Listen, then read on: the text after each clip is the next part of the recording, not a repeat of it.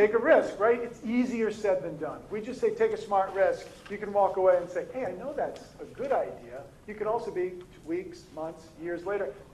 For some reason, I'm still not taking them. So I started studying this dynamic, this force that has us want to take them, but not want to take them. We go back, and we go forth. Anyone ever felt that before? See a lot of head nods, right? So I started to say, how can people get better at taking risks, managing those forces? And it led me to this insight that risk-taking is so critical. Everyone talks about it in organizations, yet it's also rare. Why is that?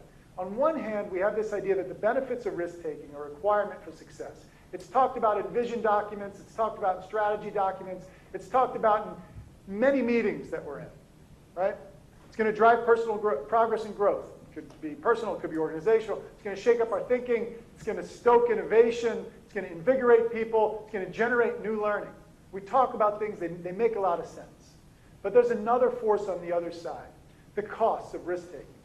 And it often stops risk-taking before it starts, right?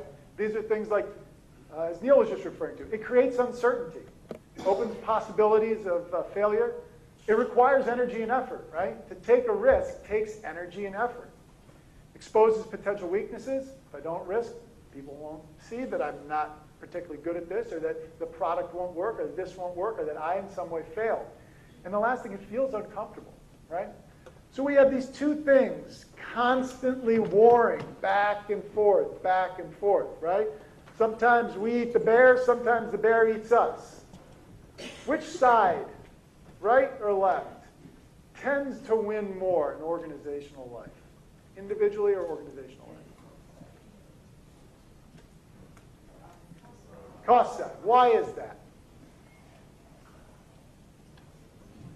It has to do with time. It has to do when we experience these things. When do we experience the costs of taking risks? Immediately. When we start down a path of taking risks, we immediately feel a little bit uncomfortable. We immediately feel uncertain. We immediately are scared people are going to see the weaknesses. When do we experience the benefits of taking risks? Right? Down the road sometime. And we know that human behavior is short-term focused. So that's how we can hold both of these in our hands at the same time, in our minds at the same time. The result is we end up knowing we should be taking risks, yet not taking them.